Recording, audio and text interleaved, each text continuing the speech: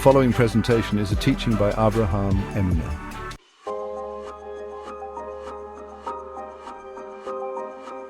In this teaching, I'm going to show how finding God begins with finding oneself and discovering the divine soul within and above.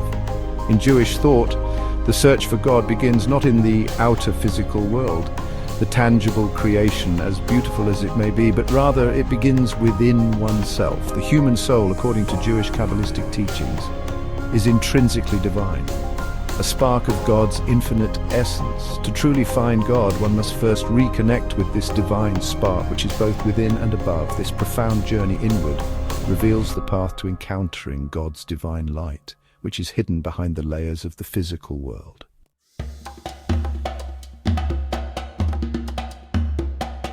My understanding of the human soul is that it originates from the divine realm.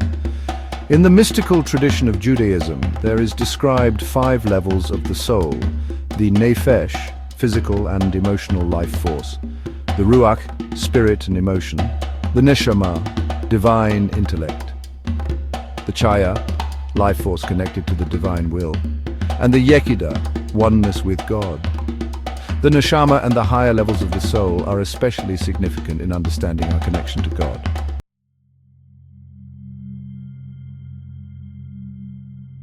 At its highest level, the soul, being divine in nature, was in the presence of God in the primordial reality of Adam Kadmon, a world which was the first emanation of divine light. In its essence, the soul is pure and divine, a reflection of God's unity. However, this soul was sent down from these spiritual heights to dwell in the physical world of concealment, the world of Asiyah, the world of action. Here, the soul is cloaked in the physical and emotional dimensions of human experience, separated from direct access to God's infinite light. In this physical realm, God's light is concealed, hidden behind the fabric of creation, as if God has clothed or veiled himself behind the garment of physical creation. Why is our physical universe endless? It is because it clothes and conceals an infinite God. From man's perspective in the lower realm, the world we live in is a fragmented reality, one where divine unity is veiled. This concealment is not an absence of God, but a deliberate act of contraction, called tzimtzum in Kabbalah, to allow the existence of free will and the opportunity for human beings to seek and reveal the divine. In this veiled world, we are able to exercise our free will to either choose or not to choose to seek out God. Thus, it's the world of action where we can attain merit by our own decisions. The external world, filled with distractions, challenges, and physicality, often obscures the presence of God. To find him, one must move past the outer layers of existence and delve deeply into the inner world of the soul.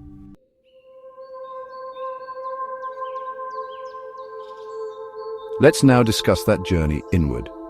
The journey to finding God begins with self-awareness.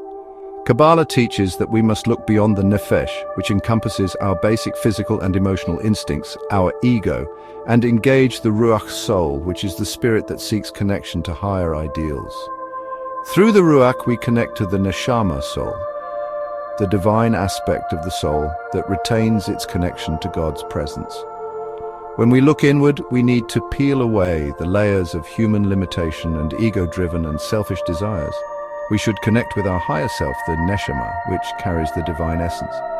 In doing so, we begin to see beyond the fragmented darkness of our current physical world, and we experience glimpses of God's pure light. So how do we begin to do this? In Jewish tradition, the human soul and the Torah share the same divine origin, both emanating from the divine throne of God. The Torah is not merely a book of laws and stories. It is the blueprint of creation and the vessel of divine wisdom. The Torah, like the soul, is divine. By engaging with Torah study, we align our souls with its divine nature and access the light that can guide us back to God. The Torah serves as a bridge between the finite physical world and the infinite divine worlds. Through Torah, both its practical and mystical teachings, we reconnect with our true essence and gain the tools to navigate the concealed divine reality, the spiritual worlds.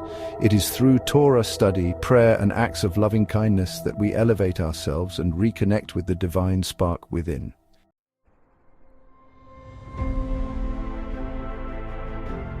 When we embark on the journey inward and connect with the deepest layers of our soul, we rediscover our divine nature.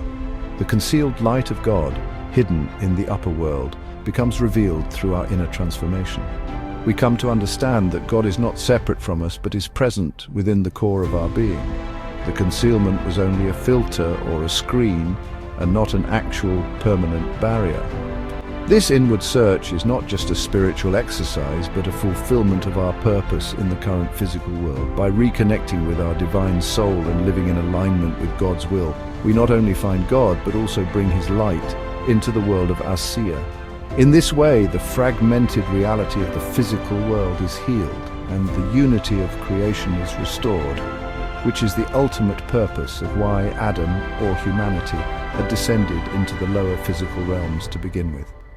To help repair this world and connect all worlds with the divine light and ultimately illuminate oneness of Hashem and reveal God's presence within all. Finding God is an inward journey of self-discovery and spiritual elevation.